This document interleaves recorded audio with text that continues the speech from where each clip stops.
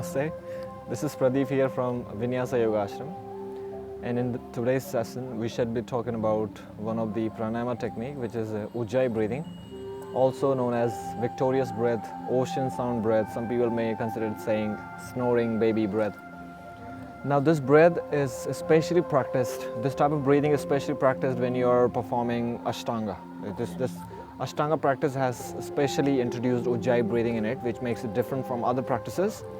But seeing this, many people have incorporated this breathing technique into their exercise. Now let's understand that what is the technique of this breathing.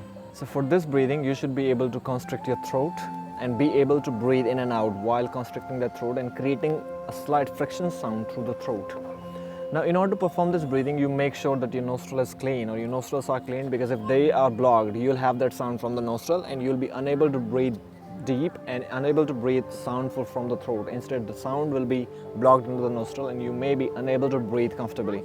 So make sure before you practice this breathing, you perform some cleansing exercises like Jalaneti, or Kapalabhati could also be a good option, because that will make your nostril become unblocked and that will really allow you to breathe clearly through the nostrils. So we are going to take a look at the technique of this breathing. So in this breathing technique, you have to constrict your throat, perform inhalation and exhalation at the same pace. You can manipulate your breath from your abdomen or your chest, or you can also perform yogic breath. So let me demonstrate it first. You may not be able to hear my sound so much, but I'll be trying to exaggerate it, then I'll explain that how this is working.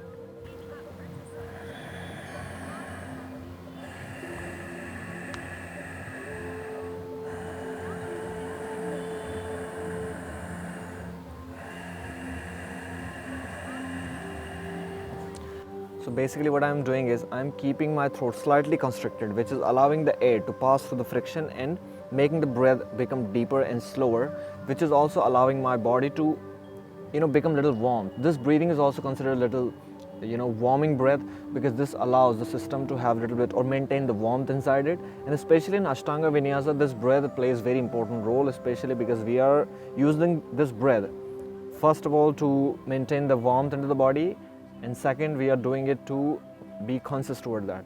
As you know that the way we breathe in regular, if we breathe the same way, we do not really have to be conscious of that. As you know, if you perform something which is regular to you, you don't really need to be conscious of that, right? Your subconscious mind knows that what to do, and you can think of something else and breathe.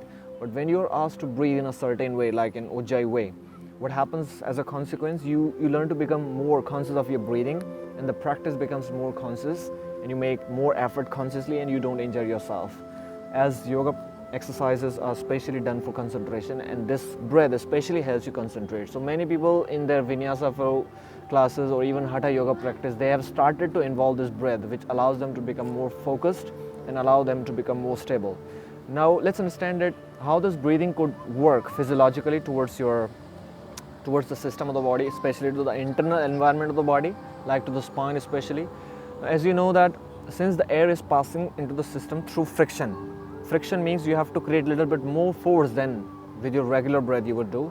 So when you create more force to breathe in and out, what happens as a consequence, the additional muscles of breathing start involving, especially your diaphragm has to force a little bit more. Your intercostal muscles, which are there to help you breathe, engages more and allow you to breathe at the regular pace with that friction. This is why it also brings a stability to the spine, and it makes your spine feel very firm while you're moving into difficult and very bendy positions. So it actually allows you to stabilize your spine as well. Now many people may be unable to perform this breathing because they don't really understand the mechanics of it. So let me quickly give you an idea which is quite popular among people, that you learn to breathe from your mouth first. So let's say you do.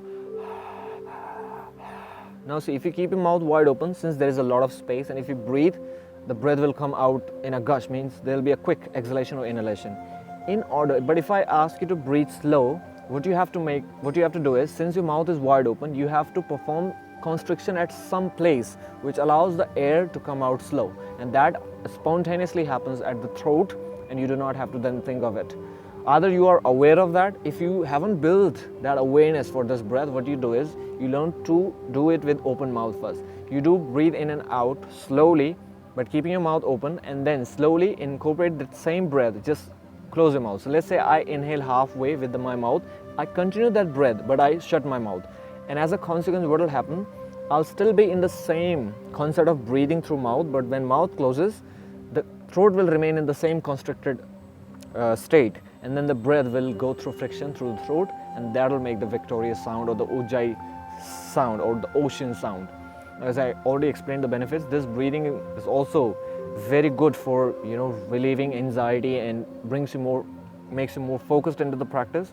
This breathing the benefit of this breathing, the advantage of this special breathing is you can practice it while moving. So this could be a good practice. Let's say you are doing Vinyasa Flow, but in the beginning you are not really getting it how to combine your Ujjayi breath with movement. So first you simply do this exercise. You exaggerate those movements that are done with the breath, with the breathing muscles. Let's say I inhale. As you can see that when I'm inhaling, my lungs are expanding, basically my chest is opening, I'm bending gently backward, I'm lifting my chin, I'm turning my shoulders out. So I can do these all actions with little exaggeration with the same breath. So let's say,